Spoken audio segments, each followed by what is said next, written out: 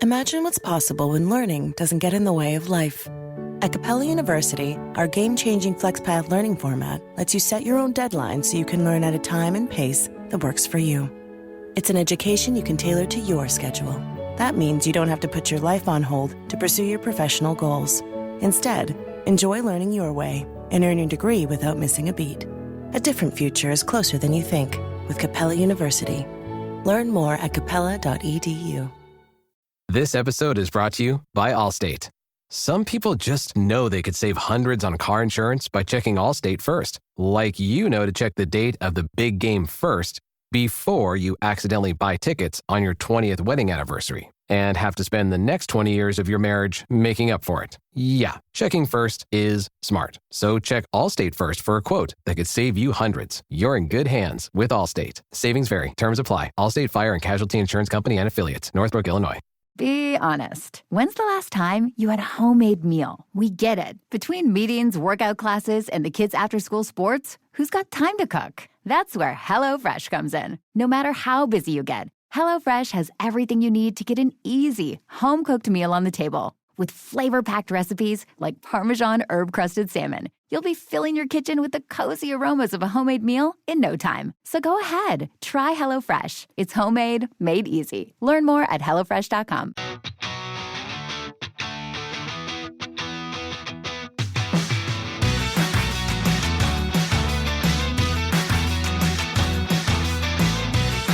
Welcome back to Rams Up, your favorite LA Rams podcast. We are part of the Fans First Sports Network.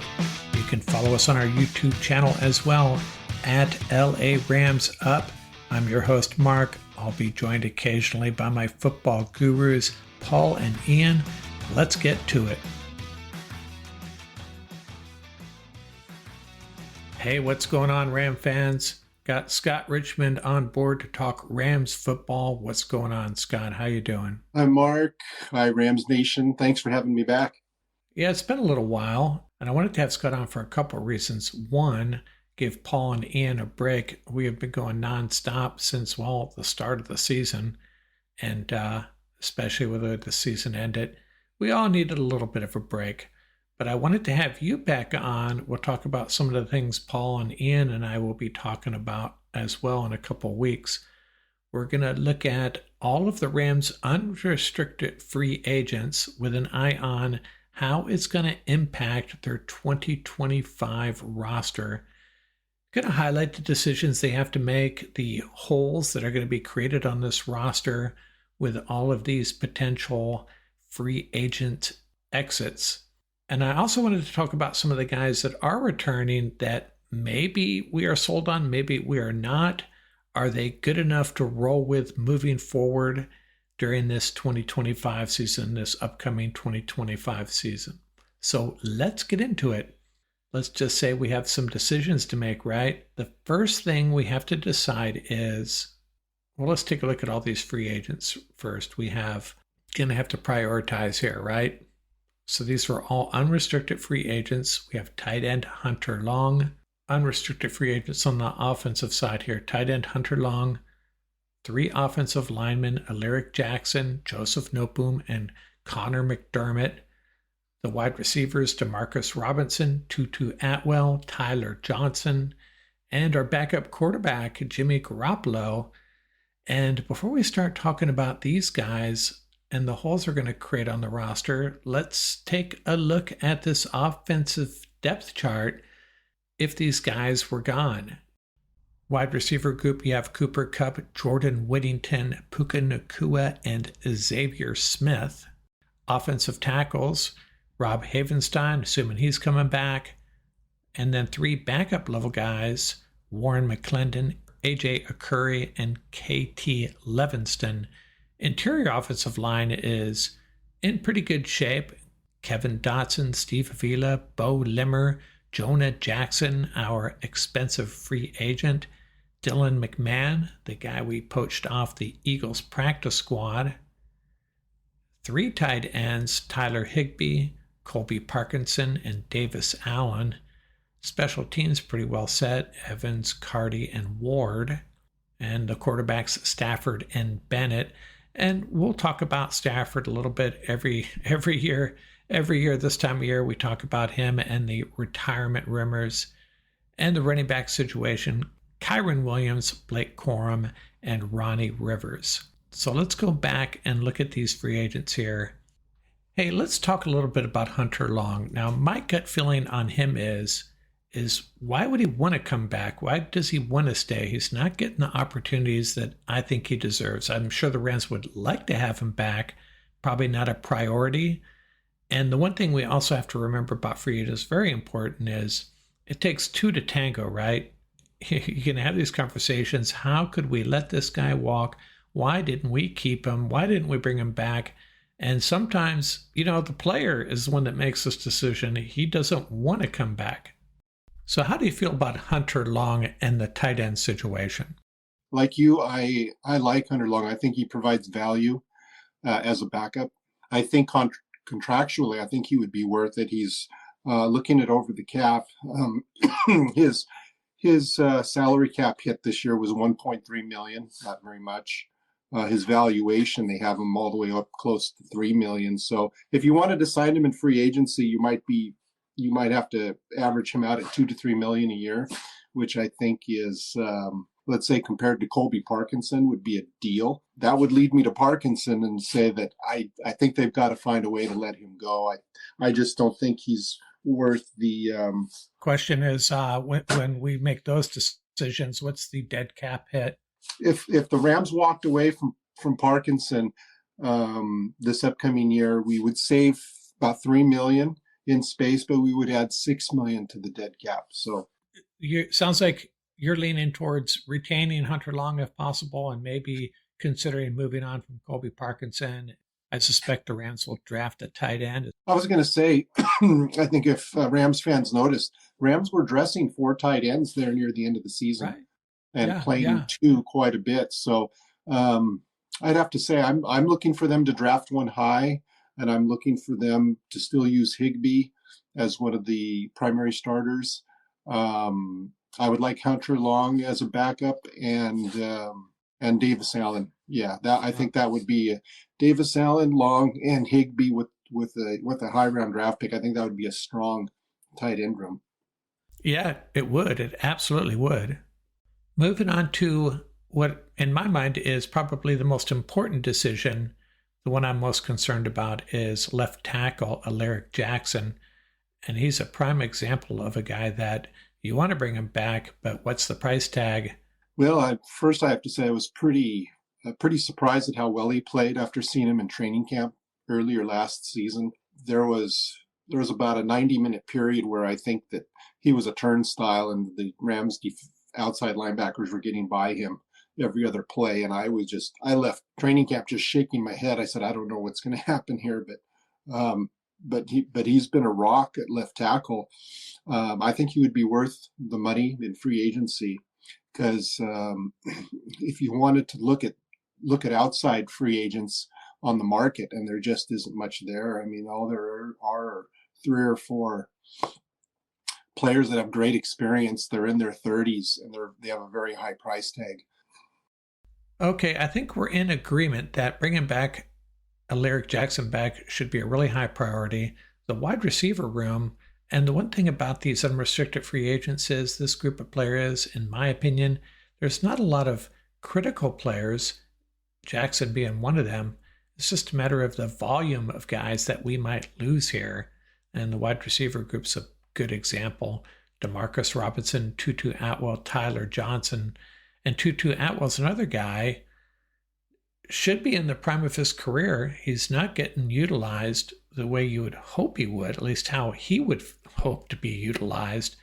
So these 3 guys, all on the open market, is there any one of these 3 that you'd like to see come back? I have some thoughts on Atwell that when you see him run routes, especially when he's on the outside and he runs 10 to 12 yards upfield at about 75% rate, and then he immediately turns it on for the next 3 to 4 steps, and then he sinks his hip and turns outside. I haven't seen one cornerback being able to stay with him on that route, on that out route. And I think it's phenomenal. I just don't know why McVay doesn't utilize him on routes like that. I think Atwell would definitely be worth the money to keep him in house and not let him leave. Okay. Robinson, I would love to keep as the 3 if he's willing to stay. He should be cap friendly, because I think he's only in about the $3 million range per season. And if they could keep him for the $3 to $4 million range, I think that's definitely doable with the amount of space. And Jimmy G, we didn't really need him this year, but it sure is nice to have. I know some people aren't big fans of him, but you can do a lot worse as your backup quarterback in this offense. But if Jimmy G moves on, the Rams have another problem on their hands, right? I don't know if Stetson Bennett's up to it. You want to see Jimmy G come back? Yeah, that would be my preference. That's going to get into possibly a different subject matter with the possible quarterbacks available in the draft that the Rams could look at, considering Stafford's situation. So, yeah. And, sometimes I wonder, these NFL teams are pretty savvy at staying in the news. And sometimes I wonder if that's what's going on with the Rams, with Matthew Stafford and these rumors, and Sean McVay too. I'm pretty sure I'd really be surprised if Stafford didn't come back. Cooper Kupp's another story, but maybe he'll come back with a restructured contract. Just trading Cooper Kupp just doesn't sit well with me. We'll talk about that in a little bit. So let's look at this depth chart without all of these unrestricted free agents. Let me ask you this. I feel like we're really solid along the interior offensive line, but I'm unsure of, on the one hand, I hear people raving about Bo Limmer, and then you read these articles about, they seem to suggest that his performance really wasn't that great, that he was okay, and has really struggled actually in pass protection. Are you settled on Bo Limmer as our center of the future? Comparing to what the plan was, using a combination of Vila and or Jackson at center, which kind of blew up, did not work out well at all at the start of the season. Considering how well the Rams ran the ball, I thought Limmer was a positive. I would have to say he reached my expectations. At least, yes. And Jonah Jackson, he kind of fits into that category that you described. Talked about Colby Parkinson. I think I'm still traumatized by a few years back where we had so many injuries to our offensive line. I'm okay with keeping a guy like him around just for insurance, regardless of the price tag. Do you agree, or do you think he's another guy the Rams should hit the escape hatch on? I would say they've been doing so well in the draft that I'm not too sure. I would be leaning towards moving on from him. I think if they could do a post June 1st cut, they'd save $9 million and put $5 million in the dead pool. So I think this year they're probably going to end up putting a good chunk of money in the dead pool in order to improve the team, and I'm okay with that. Let's talk about Cooper Kupp a little bit. Who knows, right? He seemed to be struggling at the end of the year with something, getting separation. Is that just wear and tear, or is it, just a cumulative thing where he's not going to really be able to bounce back from that? Maybe the Rams know. I certainly don't know. I like to see him back. He's one of those guys, we'd like to see him restructure, but regardless, I'd like to keep him in a Rams uniform as long as possible. What's your position on Cooper Kupp? Have you seen enough of him to tell yourself it's time to move on from Cooper Kupp? He's one of those foundational players that my preference is I would really love to see him retire as a Ram. Right. And I would like to look into doing a restructure, because $27 million for a guy who's only catching 2 passes a game, your team's going to go backwards. You're not going to go forwards. Second choice would be to trade him, but I would prefer to keep him in-house because he's such a good, he's such a great teammate and a great leader for the squad that even if he has a diminished role in the offense and playing Yeah. a lot less number of snaps, he's worth to keep on the team, considering that. So Kyron Williams taking a lot of heat. And statistically, us Ram fans, we know what a great running back he is. And that one fumble, we forget about all those TDs, all those red zone conversions, first down conversions, his nose for the end zone, his ability in the hole to create space, get an extra 5 or 6 yards. But fumbling is an issue. Are you in the move on from Kyron Williams camp, or do the positives still outweigh the negatives? I think the positives outweigh the negatives. Fumbles are going to happen if you're giving the guy the ball 27 times a game. He's going to end up with a few fumbles, and there's a good chance it's going to happen in the playoffs, unfortunately. But my concerns with the running back room really are not around. Let me guess. Let me guess what you're going to say. We need someone with breakaway speed, some breakaway speed in this running back room. Yeah, you're too good. You read my mind. No, you've shared this with me. You shared this with me before the season started, and I remember you pounding the table for a speed back. So I just remember you saying that. Yeah, talking about examples, there was a play. I think it was against the Eagles, late first half. I think it was the drive where Stafford went to hand the ball to Williams up to the right side, and it just shot right out of his hand. And then Williams had to go back a few yards and jump on it. I think it was that drive before it was the run that got them into the red zone. The run went off the left side. There was a defender laying flat on the ground, and he kind of skipped over him, if you recall, and he got down to about the 8-yard line. When I was watching that play in real time, I was going to go, that should be a touchdown. There's so much space. And he only got to like the 10 before he got tackled, and he ended up at the 8. And I was just thinking, if the Rams had Jamar Gibbs, that would have been a touchdown. Yeah. So you're right. That's my thoughts. I remember that play. I do remember that play, and it was a great run. He went through contact. I think 2 or 3 guys had arms on him, and he did run right over a guy who was already on the ground, but couldn't get. Just didn't have the speed to close the deal. But Kyron Williams, that playoff game with the Eagles, it's funny what people remember. One writer was talking about how the kids from California can't hang on to the ball in the snow. There were 5 fumbles. The ball hit the ground 5 times in that game. Once was a punt returner for the Eagles. Once was the Eagles quarterback. 2 I put on Matthew Stafford, both of those quarterback fumbles, and then 1 by Kyron. So 5 times the ball hit the ground, 4 times the Eagles recovered. And those are pivotal plays, and a lot of luck involved on where that ball bounces and who recovers it. It's just a lot of luck and the ball bouncing your way. And in this game, the ball did not bounce the Rams' way. Eagles put the ball on the ground 2 times. Rams put the ball on the ground 3 times. The Eagles recovered 4 of them. And that was really possibly what decided this game.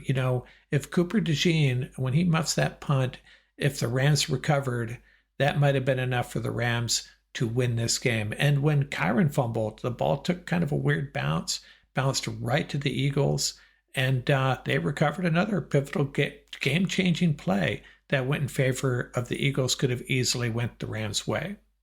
So I think there's your offensive depth chart, and I think obviously the areas of concern. And I think what we're in agreement on is we got to figure out this wide receiver room, left tackle, and what they do at tight end, and the backup quarterback. But I'd be worried about drafting a backup quarterback. It's either Stetson Bennett or a rookie as your backup, and they may have no choice to go that route, but doesn't give me a warm fuzzy. So let's look at the defensive free agents, the unrestricted free agents on defense. And man, who doesn't love Michael Hoyt at this point? He's never going to make a Pro Bowl, but man, he brings a lot to this team. And we've got a shortage of defensive tackles too. Bobby Brown, Neville Gallimore, Laurel Murchison, all free agents. Two inside linebackers are free agents, Troy Reeder and Christian Roseboom. I don't think Ram fans are going to be overly concerned with that. And then Akiller Witherspoon and John Johnson, both free agents. Let me say this about the cornerback group. We have a lot of bodies, a lot of guys coming back. We got a pretty deep room. We just don't have that, in my opinion, that elite cornerback, and we don't necessarily have to have one, but I'd like to have one. The safety room, not as deep as perhaps a cornerback room, but pretty solid. And the outside linebacker group, really good. And if we bring Michael Hoyt back, man, we'll be in really good shape. When Brennan Jackson is your number 5 outside linebacker behind Keir Thomas, Nick Hampton, I think at this point, and Jared Verse, Byron Young, just forget about it. Those guys are both awesome. And then the interior defensive line, back to that, we just need a big body there, right? Deshaun Johnson, Tyler Davis, Kobe Turner, they're all good players, but we like to rotate that group, so that's an area of concern. So going back to these free agents, who are you prioritizing among these defensive guys that are unrestricted free agents? On defense, I'm not excited about any of them, maybe except Witherspoon. I think the length that Witherspoon plays with is exceptional, and I think it showed on a lot of plays that he made in the second half of the season. I think he should be affordable to keep. I don't think he's going to be an in-demand cornerback on the market. He'd be a second or third tier, but I think he definitely fits the Rams. Michael Hoyt, it would be great to keep. He's kind of like on the defense, kind of like what Cooper Kupp is to the offense. He's a great team leader. Yeah, you can tell his teammates love him. They love him. He's great on special teams.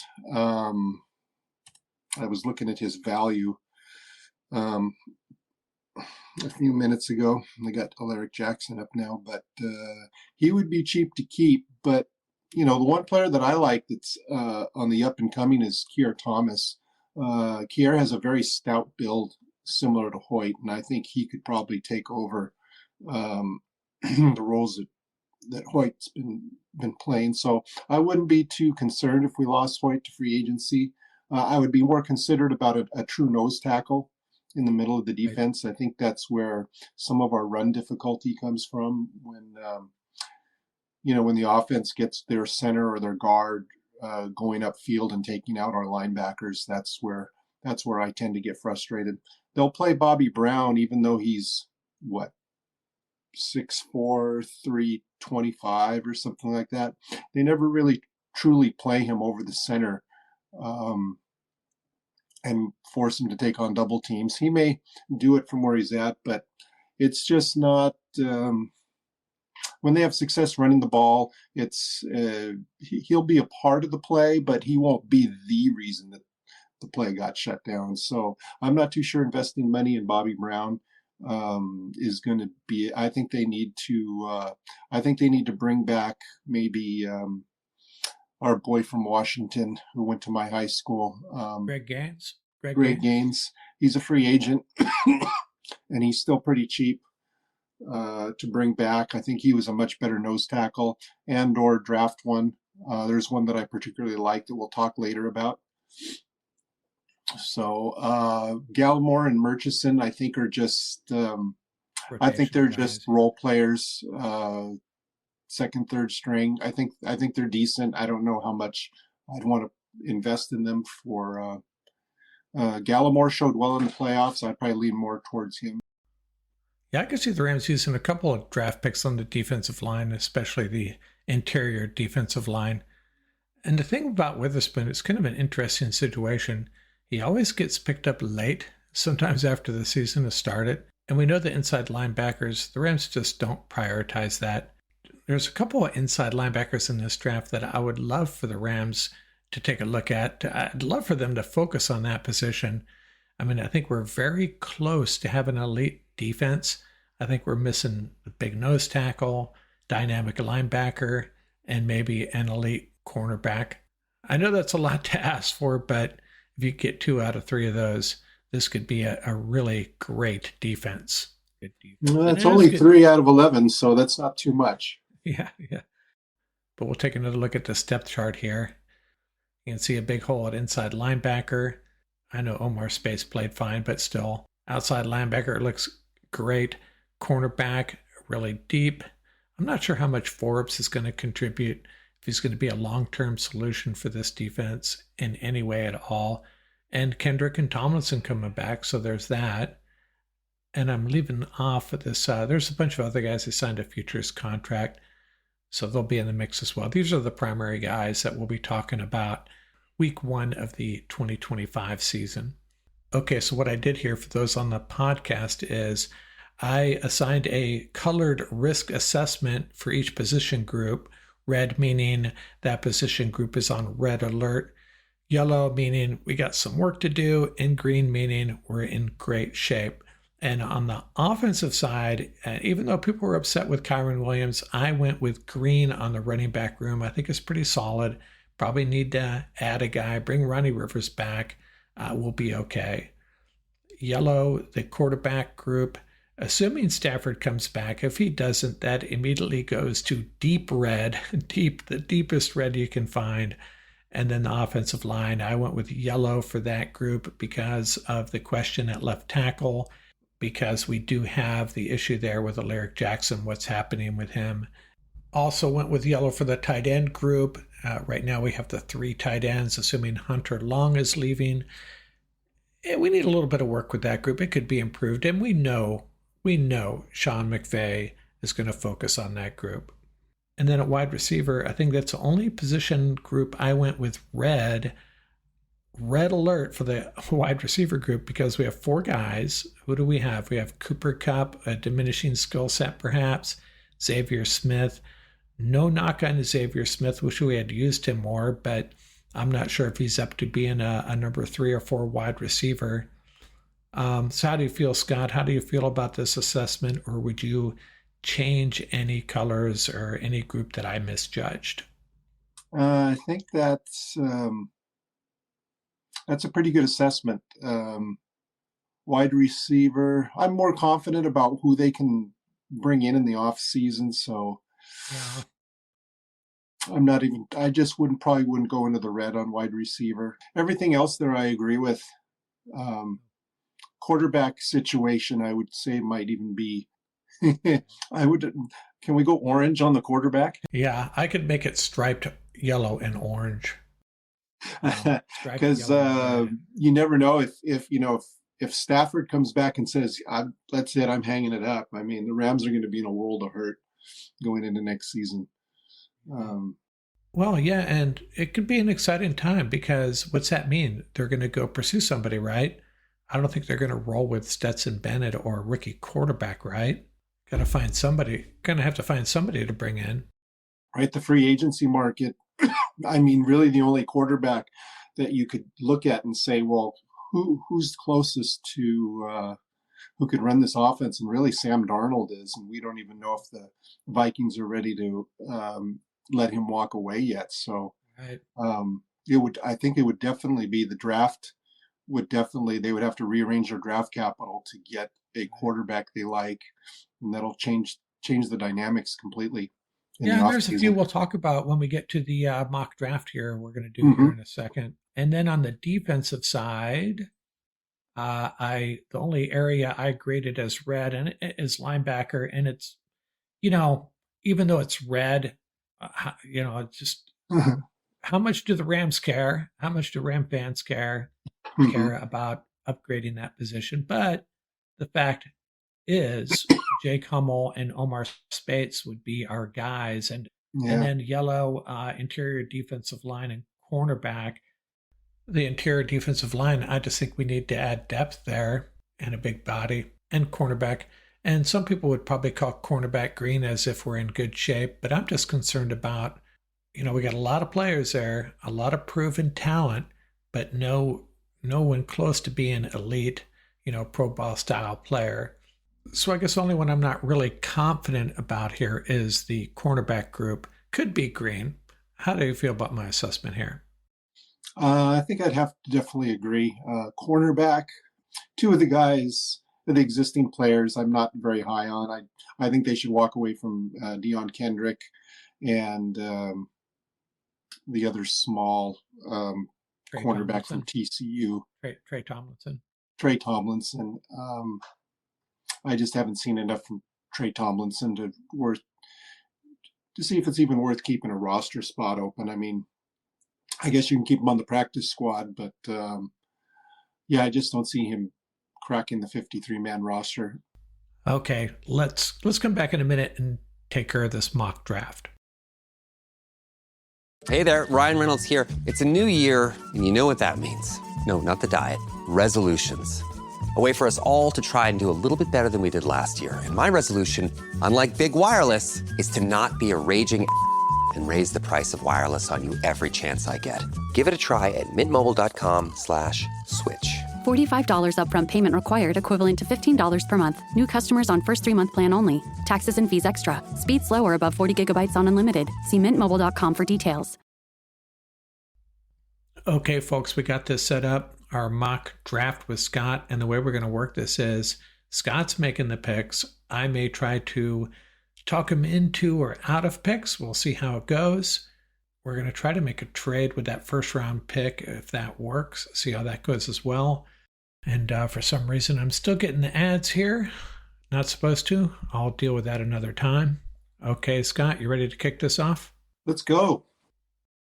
I have this on medium speed. You can try to follow along.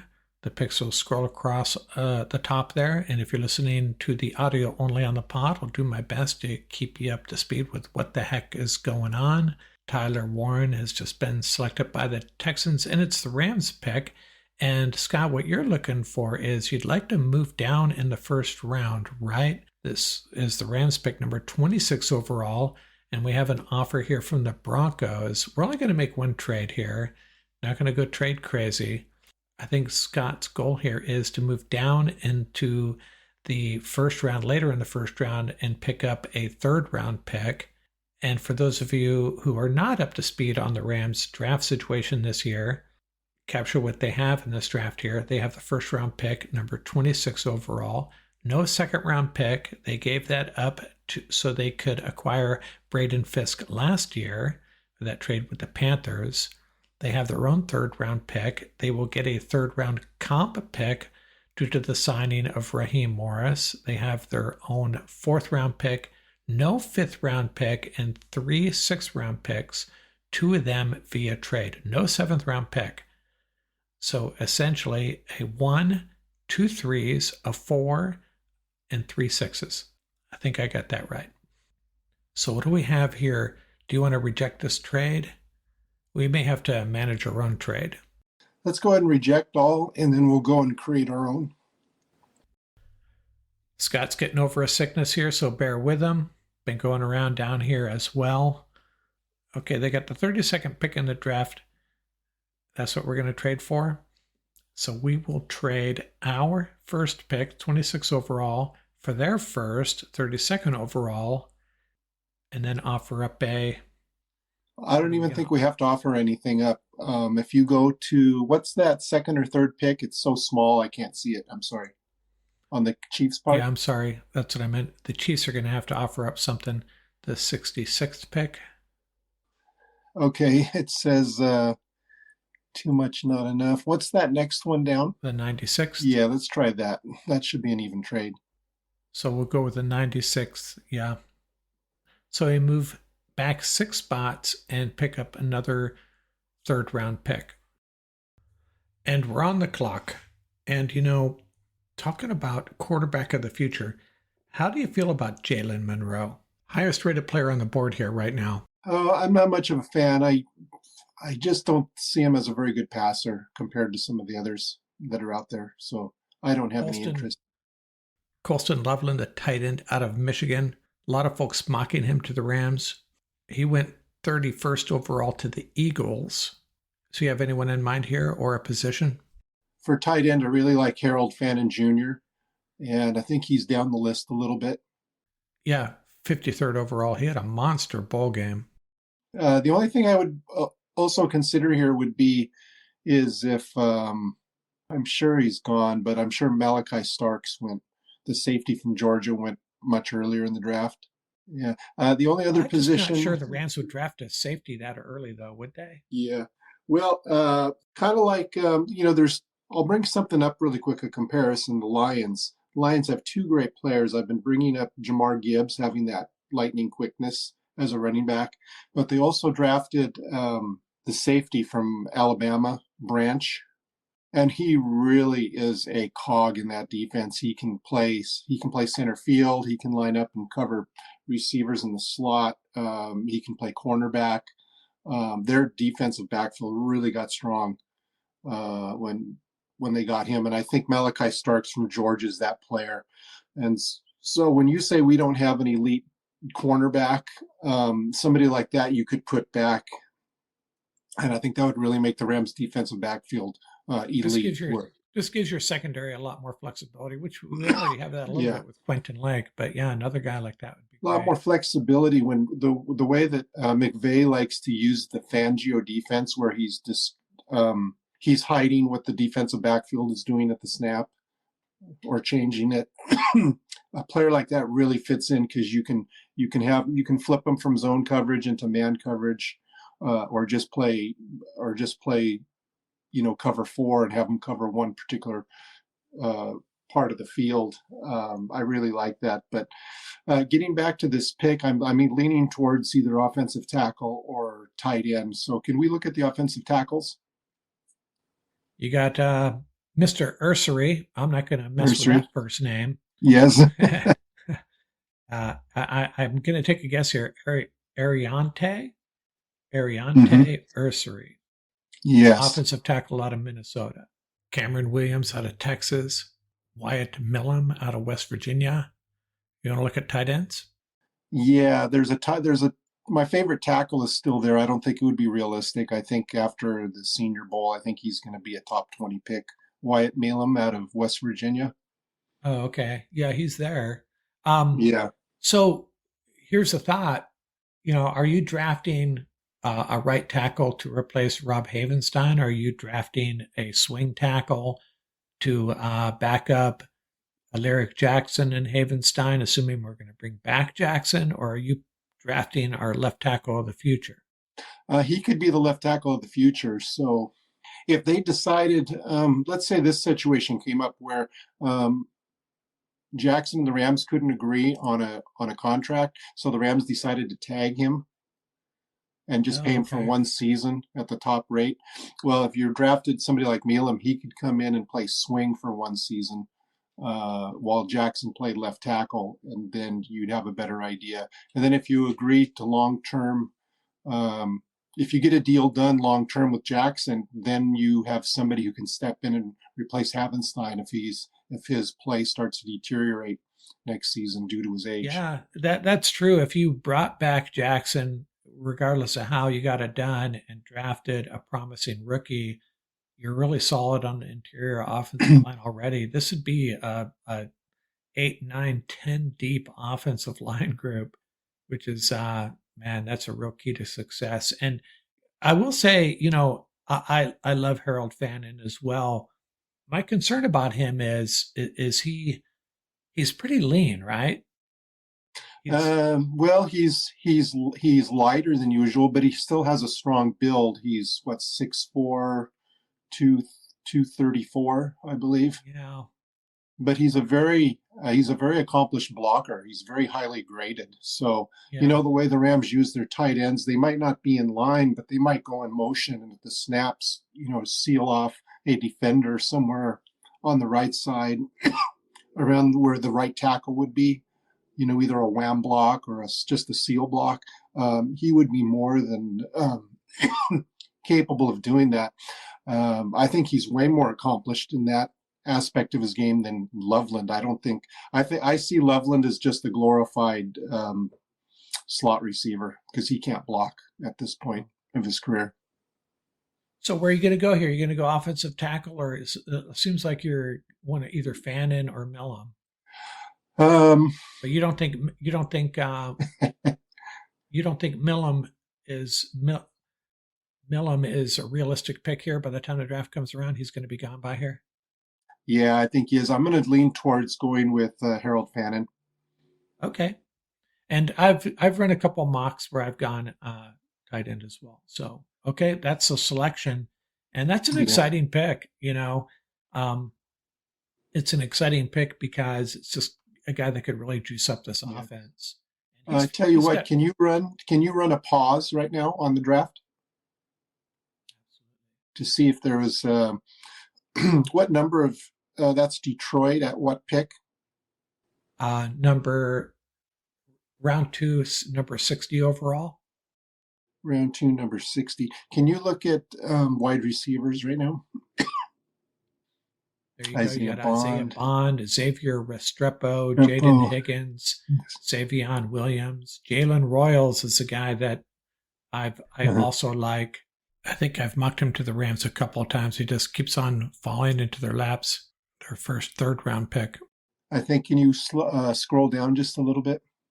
Got Tez Johnson out of Oregon, Kyron Lacey out of LSU, Ty Felton out of Maryland. That's going to be one of Paul's Puka Power picks, I think. Torrey Horton out of Colorado State. Are you thinking of trading up into? Oh, I see him. I'm looking at Jack Besh at 122, so he's there. I think we're fine. Can you look at cornerbacks? There's a particular cornerback from Florida State that I really like. I think it would be great for the Rams. Oh, those players from Florida State never work out. Azare Thomas, he might already have been picked. Oh, I see. You've got it. Yeah, he's already been picked. Selected. Okay. So we got we start with Denzel Burke and Alexander but we're on pick 60. We're like 30 picks away. Seems like there's a lot of guys. Yeah. You'd be happy to select at number 90 overall. How about can you go defensive line? Yeah, there's nobody there that I really care for. The player that I'm looking for is a nose tackle from Oregon, Caldwell. But I don't think he's more of a 5th or 6th round pick, so he's a bit down the list, which we can get later. I think we can let it roll till the next pick. Into the 3rd round here now. So far, we have the tight end Harold Fanning out of Bowling Green. If you're not familiar with him, he's an electric player. Going to add a lot of juice to this offense. So we're on the 90th pick. Scadaboo just went to the Houston Texans. I see. What are you looking at? Can we take a look at 2 positions? Can we look at linebacker and then quarterback?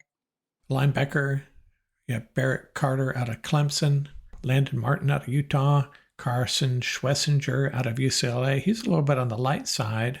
He's about 230. Danny Stutzman out of Oklahoma, Chris Paul out of Mississippi. All would be reasonable picks at this spot. You know what? I'm really high on Barrett Carter from Clemson. I think he brings an element of speed that this linebacker room hasn't seen. He's good in coverage. I want to go Barrett Carter. You see him as a 3-down linebacker? Yes, definitely. Okay. Got an A+ for that one. And I think they obviously think we need inside linebackers. Pass on some trade offers here. So we are on the 96th pick. This is the pick we got from the Chiefs. Can you take a look at offensive tackle? Ernest Green out of Georgia. Chase Lunt out of UConn. Jack Nelson out of Wisconsin. Are we done with Wisconsin offensive linemen yet? No, boy, I really like Nelson to be able to come in and take over for Havenstein. I just don't know if they would want to invest a 3rd round pick at this time, not knowing how long. He'll potentially be there at 125 as well. Yeah. Chase Lunt is interesting out of Connecticut because he could play, or UConn, I should say. He's somebody who has the skills to play both positions. He could possibly be a replacement for Noteboom, to be able to play swing. Yeah. If we let Noteboom walk, he's at 114. Let's roll the dice. Can we take a look at quarterback?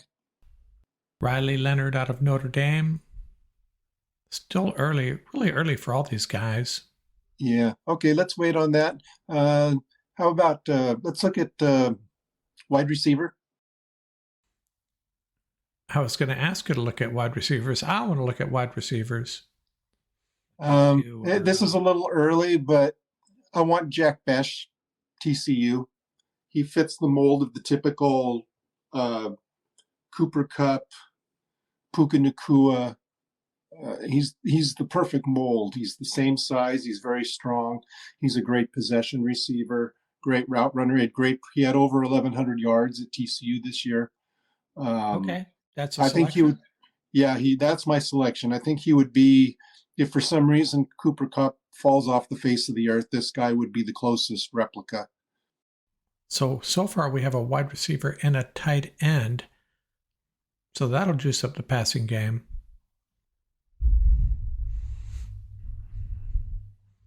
And we added a linebacker who has a chance of starting on day one. Oh, yeah. He's an immediate upgrade over anything the Rams have. How about cornerback? Can we go back to look at cornerbacks?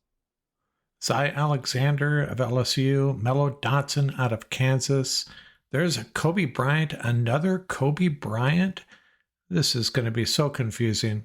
Yeah, Mello Dotson and Kobe Bryant have played together almost 4 years together at Kansas. They're probably one of the best pairs. Cornerback Mello Dotson's really good. I think he fits what the Rams do. I think he can play both zone and man coverage. I want to go with Mello Dotson is my pick. And is he a CB1? Well, he could be. He could be. He's probably not as elite as you would hope, but to me, I'd rather have a stable of like 4 or 5 good cornerbacks than just one great one and 3 average ones. So the way they like to play defense, I think he fits what they do perfectly. Yeah, and they have survived. They've been very competitive without a true elite cornerback for quite a while now. Jalen Ramsey would be the last one, and he was barely a cornerback. He was quite the athlete player, weapon on defense. So we have two offense and 2 defense so far. And we're on our 4th round pick, right? 124. Right. We still haven't addressed nose tackle. We have not added a running back. I'm looking at the 6th round for that. Okay. My nose tackle, I think, is there in the 6th. We got our corner. You want to look at those offensive tackles you had your eye on? Yeah, let's go back to tackles. Yeah, Jack Nelson's there, yeah.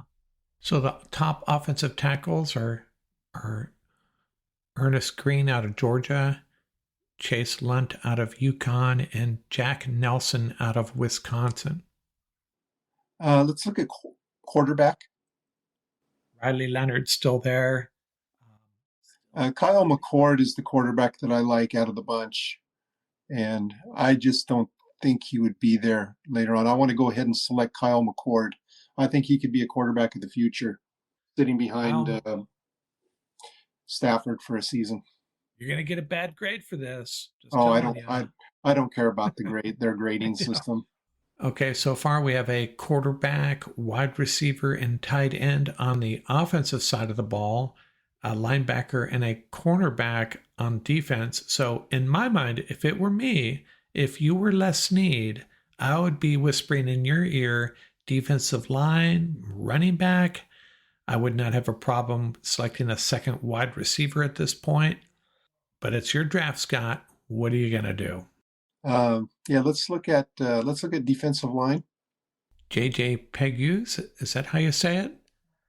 He's out of Mississippi. Jordan Phillips out of Maryland. Elijah Roberts out of SMU. Jamari Caldwell out of Oregon. Jamari Caldwell, that's my guy.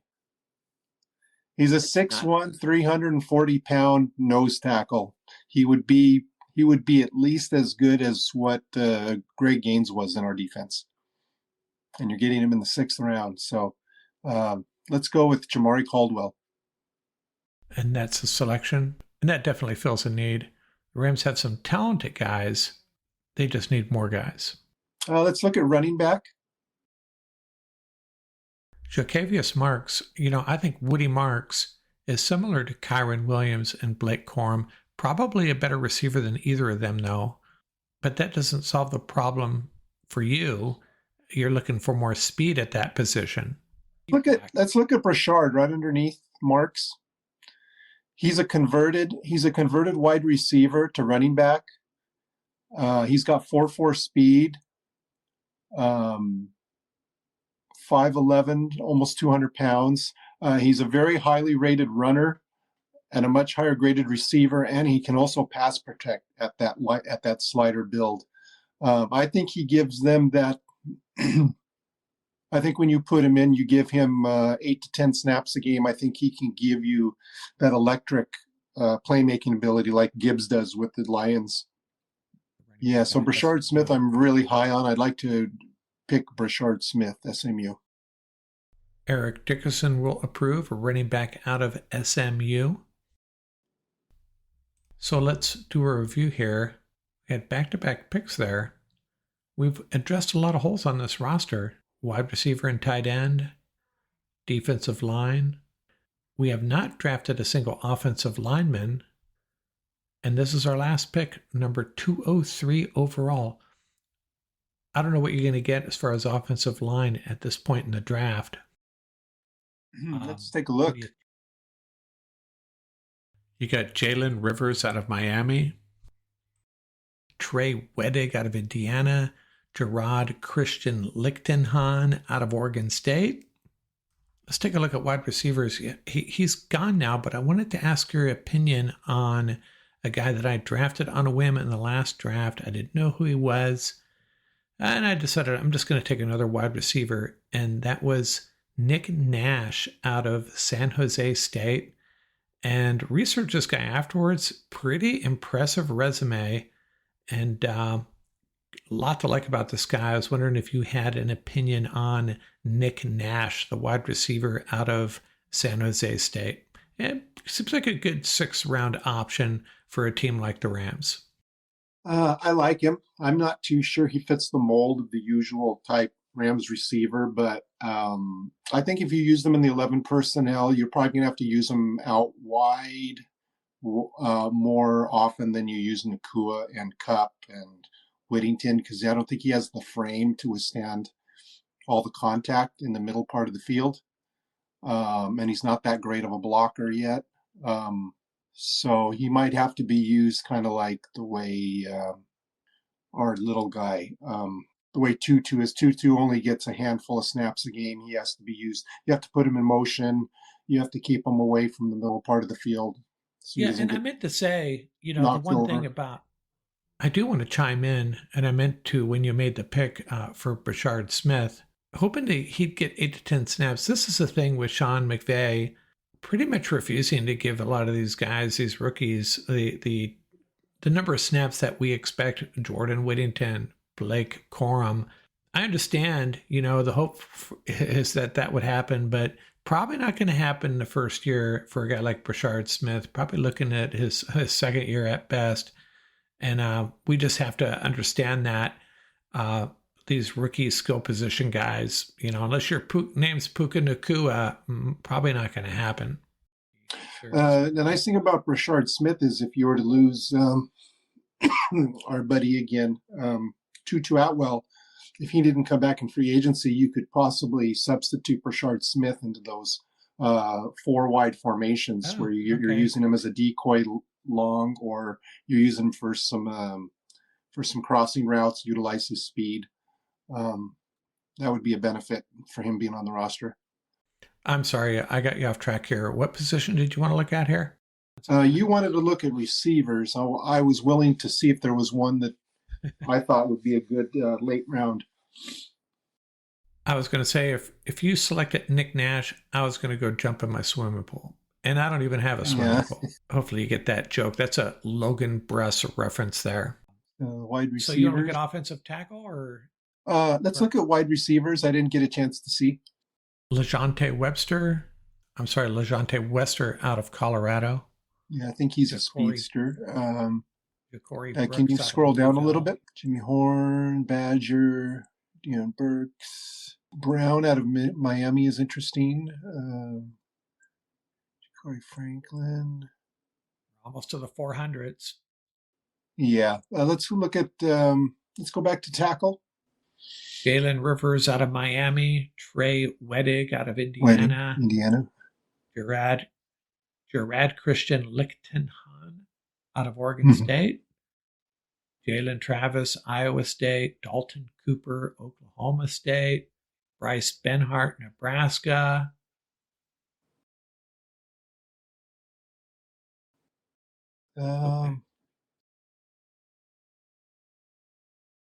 Jalen Rivers could be a good developmental swing tackle. He would need some work. I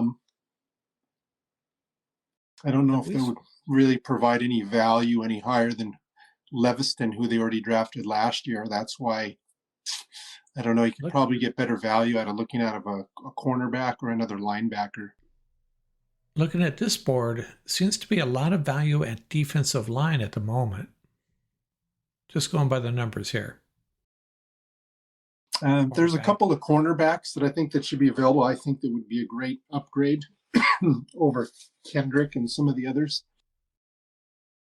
Okay, we got Justin Wally out of Minnesota, Jabbar Muhammad out of Oregon, Jordan Hancock out of Ohio State, Brandon Adams out of UCF. Tommy Hill is still there. Interesting. He is a great defender. He's kind of underdeveloped as a cornerback, but he has a very strong build. He's very good against the run.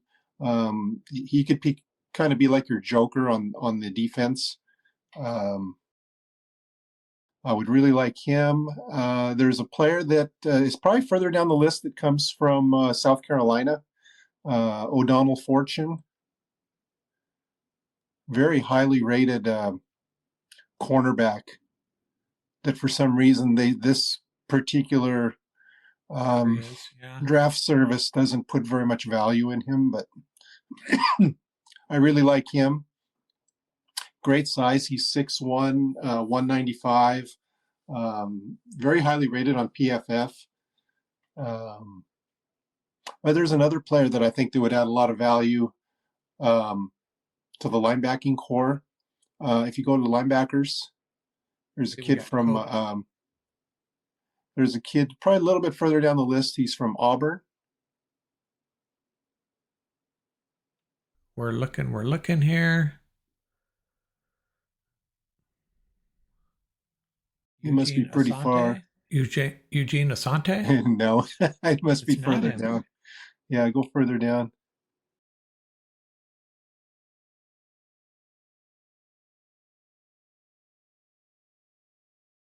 Unless he was drafted already, I doubt it. He might be in the 300s.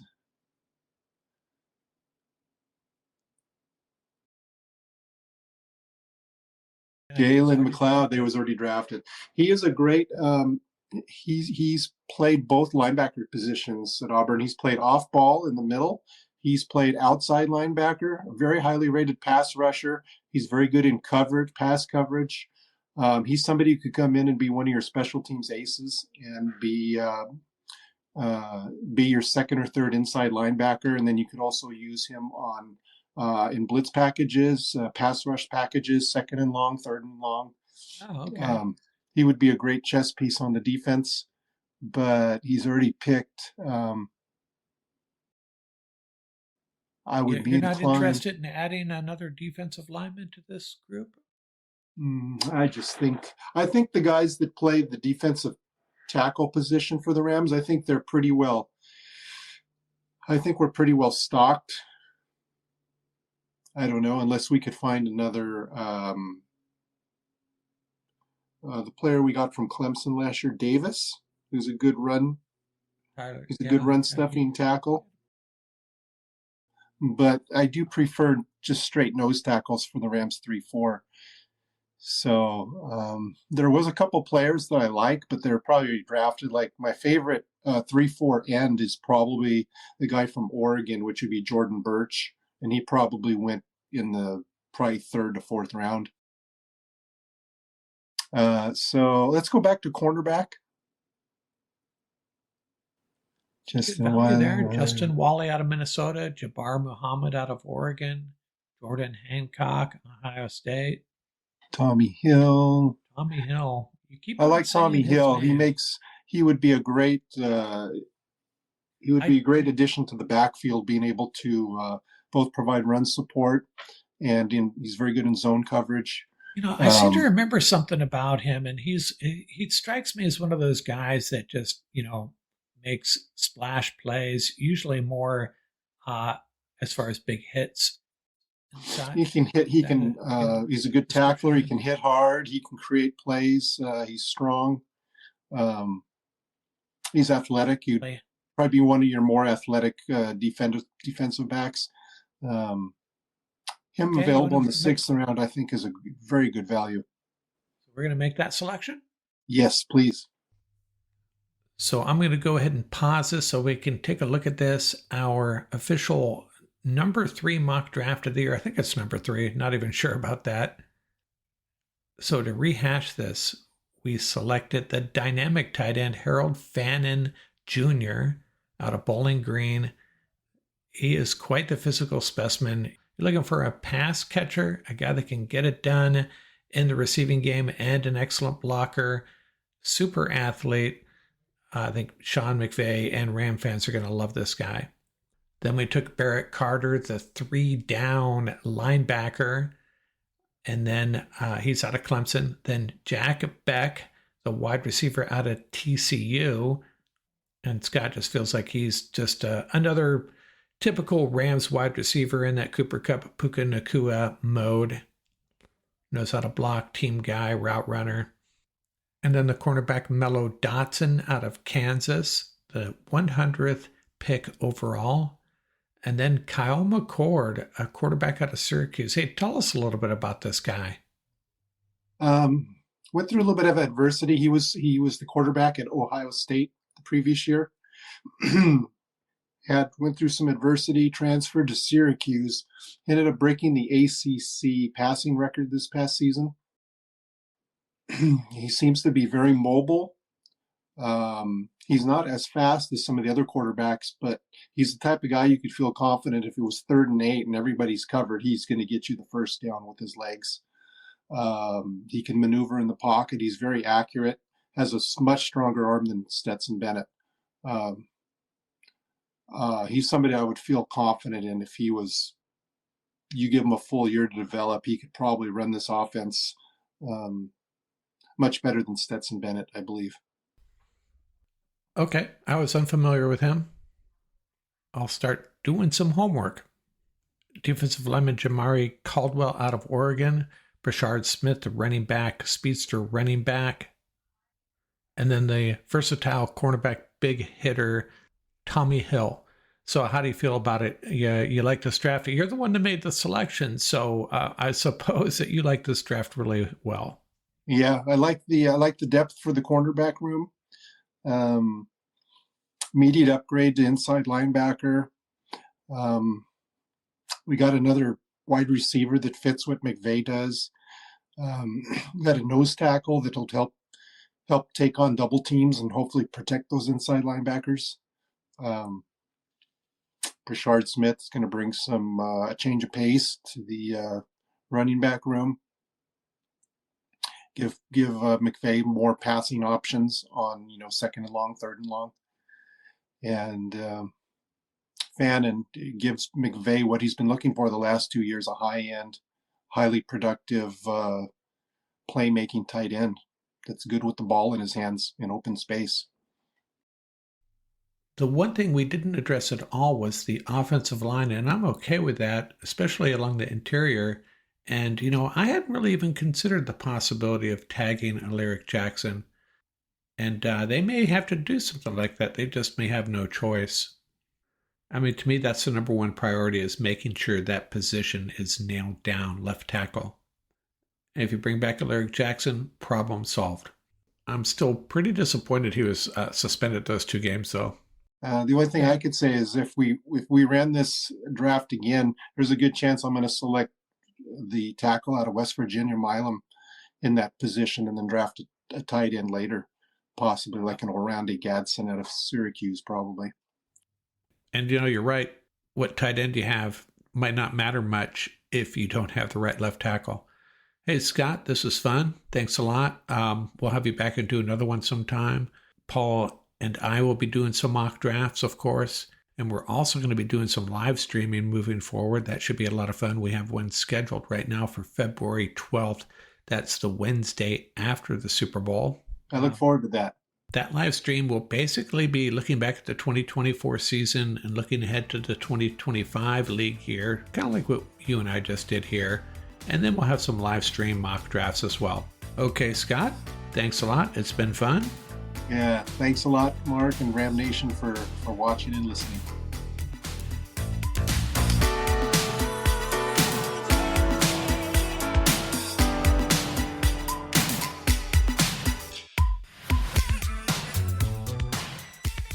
That's going to do it for this episode. Remember, you can reach us at ramsuppodcast@gmail.com. And don't forget about our YouTube channel. Our handle is at laramsup.com. Till next time, keep the horns up, stay safe, and have fun out there.